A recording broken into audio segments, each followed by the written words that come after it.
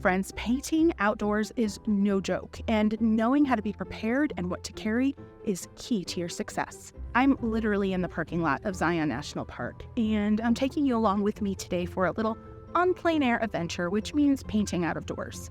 I've got a bunch of tips for you, and I'm going to get right into one and also try not to get run over. Friends, you gotta pack light. I mean, like, lighter than you think you need to pack. I'm still in the middle of the parking lot, and it's not looking good for me. No, kidding. But pack light. I'm going to show you a little bit later on exactly what I take and why. My next tip, friends, it might seem like a really obvious one, but you need to know your physical limits. I'll keep it simple. My husband is like a mountain goat. He will hike anywhere, and I used to try to keep up with him.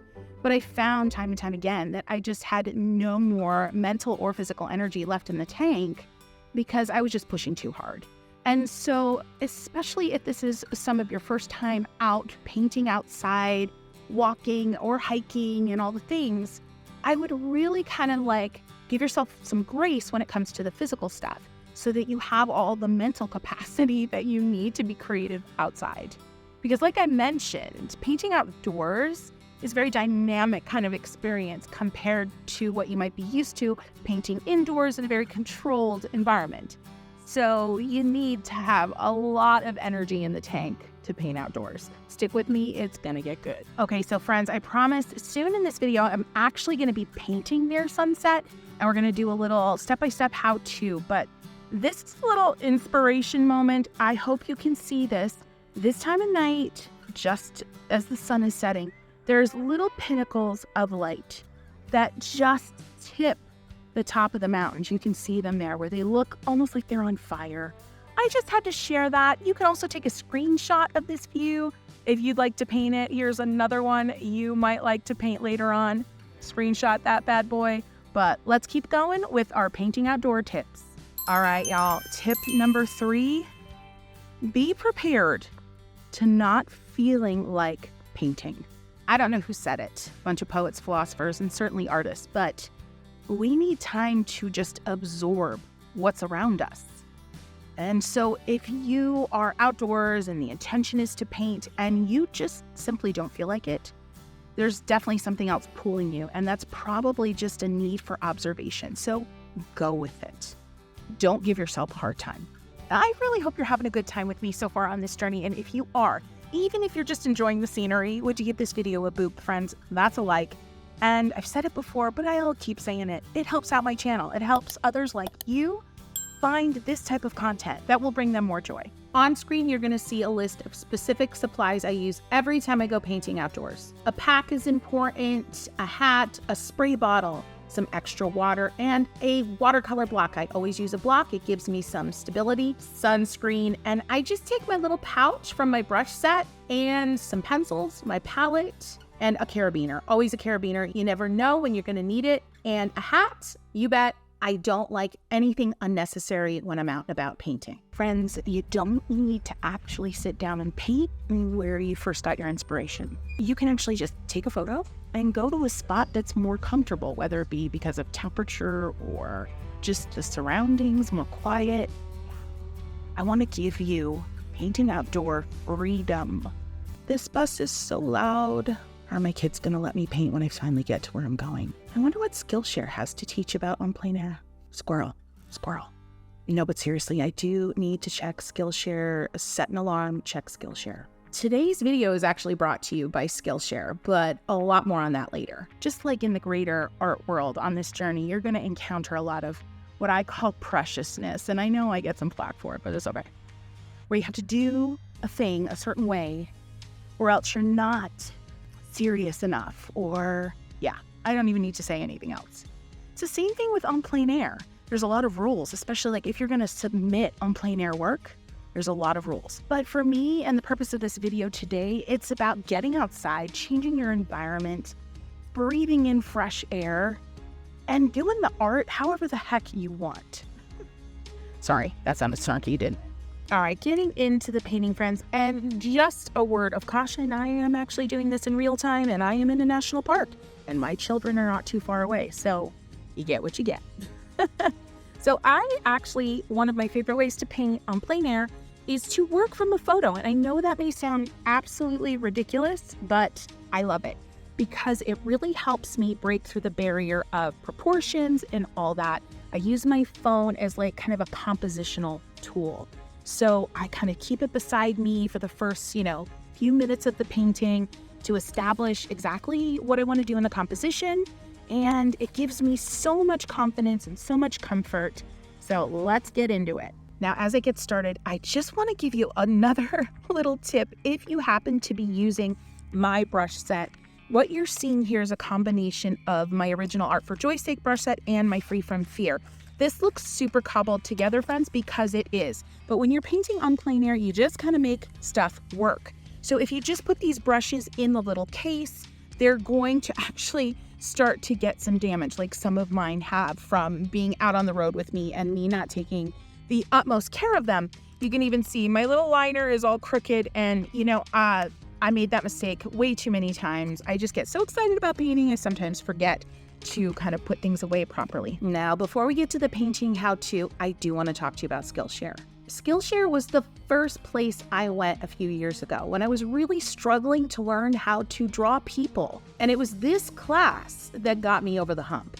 And joining Skillshare is like opening your world to a treasure trove of understanding. I know, I'm dramatic, but seriously, Skillshare is the largest online learning community for creatives. Topics range from those you would expect, like illustration, graphic design, and photography, to those you wouldn't, like starting a business and using specific apps, and even ChatGPT and AI to help organize your life.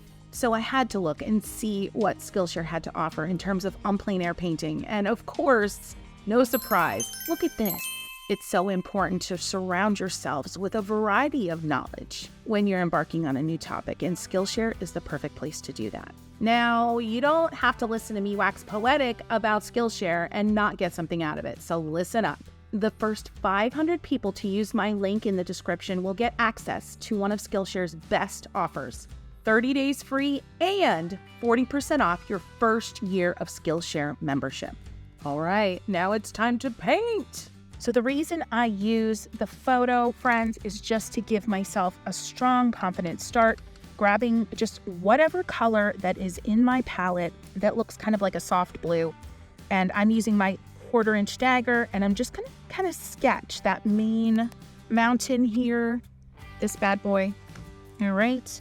Because that is what's super strong, visually very strong. And I'm going to break down that face of the mountain. And it's really just kind of a wonky diamond.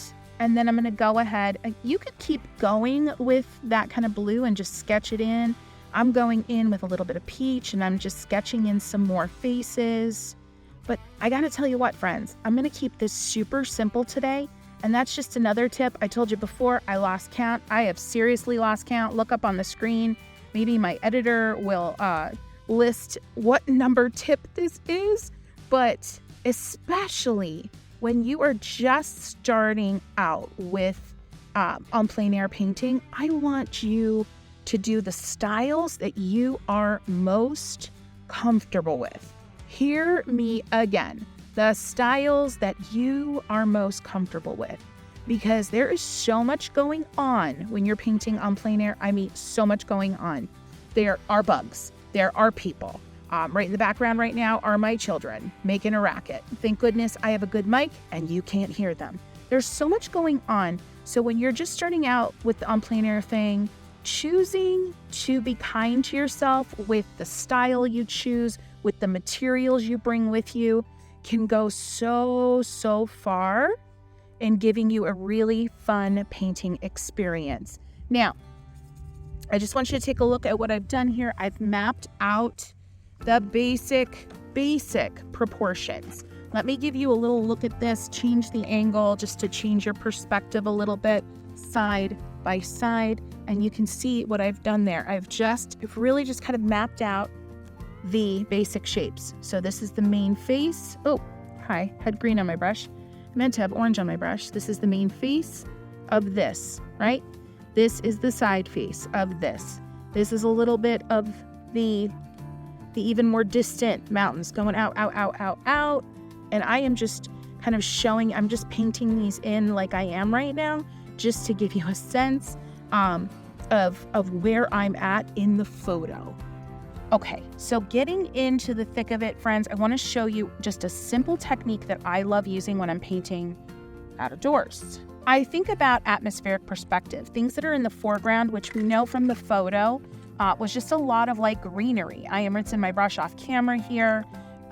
So I am going to just get in some really fun color, but it's going to be more yellowy greens. I push the limits of realism, obviously. You've been around for a while, you know that. So I'm just gonna get a lot of fun, just splotchiness in this foreground. Notice I am not going to the edges. That is on purpose. That's just something I love. I love to kind of have a floating edge, I guess, if you will. All right, now I just used the 3/4 inch dagger. Love this one. You can literally come out only with this brush and have everything you need. All right, now, atmospheric perspective, the idea is things that are in the distance up here to your brain, more blue or purple. So I'm gonna go in and just be simple about it. And I'm gonna go over top of this orange peach, and it's still damp. I'm using Academy watercolor paper, so I love this stuff. It acts a lot like arches. If you're curious about more about 100% cotton watercolor paper, you can check a link below and see my review of a bunch of those. And so very quickly, I'm going to strengthen that vista and I'm gonna let her go. This face here was in shadow. I'm gonna go with some stronger blue and a little bit of purple. I'm using the Art for Joy's Sake palette. And I'm gonna go ahead in and just, with this 1/4 inch dagger, just add in the face of the Watchman. But I'm gonna still think about the fact that it's a diamond shape. Grab a little more paint now that everything's damp there. And so basically this technique is just filling in your sketch, almost like your sketch lines were coloring book lines, if you will. And then I'm gonna grab a little bit of pink, a little bit of orange, and go ahead and add this kind of side. So it's almost like a great pyramid in a lot of ways. But whether you're painting exactly what I am, you're trying to paint along, friends, the still photo, you can download it in the description below if you do in fact want to paint along with me.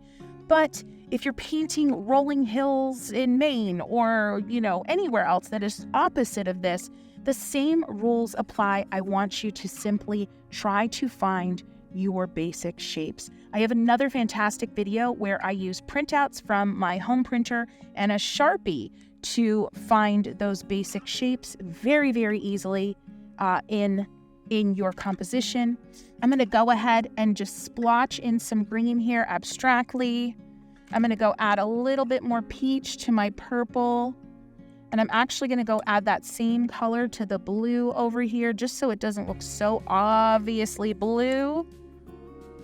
So pretty. Some may think that looks muddy. I think it looks interesting. You do you, boo.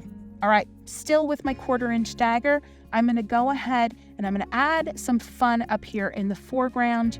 Things are still very damp, but with the tip of my brush at an angle, I'm gonna go ahead and add just some dots and dashes and sketchy wiggles. I'm gonna let some of those go outside of that floating border. I don't really know what that's called. If floating border is like the proper term, but I'm sure someone in the comments section will tell me if I don't have it right. This gives you a little bit more perspective, and I'm gonna go up here in the very, very front, of course, with my Fierce from my palette, and that's my fluorescent yellow, and get really yellow up here in the foreground just to really push that atmospheric perspective. I'm gonna go down here again. I'm gonna make a little bit more of an orange, so I'm taking my red and my very dirty yellow. It's okay. It's still gonna make an orange. And I'm gonna go over here and just do a little swoosh to the side. This is another thing I love to do. Once you've established your basic kind of structure, you can take some liberties. Like I know here, these are kind of craggy rocks, so I'm doing a press and lift to get a really simple, subtle suggestion of those kind of craggy cliff faces that look like, from a distance, they just look like vertical lines. Love that. I'm going to add a little bit of that strong red over here, just a little swish. Now, as this dries, I'm seeing that I want more brightness there. It actually looks too obviously blue to me, but it's okay. At this point, I can call it an underpainting. Let it dry completely, come back and add a glaze or a layer of one of my orange mixes. So I'm not going to worry about that right now. You have to remember too, another tip for you, what are we on, tip like 47? I don't know, but you don't have to finish your plein air painting outdoors. You can go home and you can finish it when you're feeling less tired or less distracted, or the whole point is to start outdoors, experience that thrill, because I will tell you, friends, it is a thrill like no other painting experience you have, but you don't have to stay here. You're gonna get annoyed painting outdoors, especially if you're in a park. It's highly populated. Trust me, national parks, certain times of day, I don't last too long because, people are annoying sometimes. So, don't be too hard on yourself. Let this dry so you don't smudge it up on your way home. Take a little sip, take a walk around, come back, pack up, go home, and finish. All right, this is always a super scary part for most people, including myself, the sky. I'm going to show you one of my really fun, straightforward sky techniques. It doesn't involve any of the crazy clouds that make us all nervous. I'm using my 3/4 inch dagger. I would highly recommend a larger brush. You're going to go in, but be ready to focus. You need about a good solid minute and a half to focus on this. And start in and stay away from your actual horizon line. Kind of let a little white margin start to form. I'm using the blue from the Art for Joy's Sake palette, all right? And you're gonna continue up, again, leaving a little bit of a white margin, and I am still kind of considering that floating edge. I don't wanna go all the way to the edge of my paper. Come down here. You do have to work quickly, but that's okay. Plein air, in my experience, kind of begs you to work quickly, again, because there's so many distractions, so much that can kind of keep you from getting in that joy state. So you might as well work quickly and enjoy as much time as you can. Now, rinse your brush. I've got my double weld painter's pot here. So I am rinsing the blue off, and then I'm going and getting clean water. And that brush is almost dripping. In fact, it is dripping. I'm gonna bring it over dripping. Let's bring it over. And I'm gonna go back to where I started, kind of just wiggle in there. I have a puddle on my paper, friends, and I'm gonna pull it across as I wiggle. Pull it across as you wiggle, all right? Now, quickly, go ahead and get more water. Doesn't have to be clean. I mean, it shouldn't be like green, dirty water, but you know what I mean.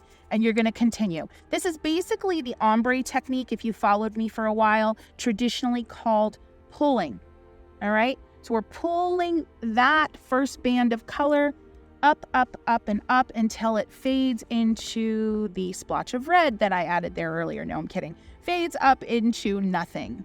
And that is one of the most easy and stress-free ways to block in a sky quickly. Now keep an eye on this, because as she starts to dry, depending on the climate you're in, the paper you use, the paint you use, you might start to get some weirdness you're not happy with. But if you keep an eye on it, as it's happening, you can kind of blot it out and correct it quickly. Okay, I let this dry for about 2 minutes, friends, and I did notice a little weirdness happening here, but this is a 100% Bob Ross style happy accident, because it actually looks like a little mountain range in the distance, so I am going to leave it go. All right, so just a few notes. Me as a personal artist, not teaching, but just things I'm thinking in my head. I kind of created one of the cardinal sins with composition, and I kind of have this paper cut in half. So as a way to kind of wrap this up and, make that less obvious, I am going to not be adding any more detail to this horizon line. I'm actually going to just really punch up the foreground and see what happens. And this is where I'm going to wrap this up, but you're going to want to stick around because I have a couple more tips for you.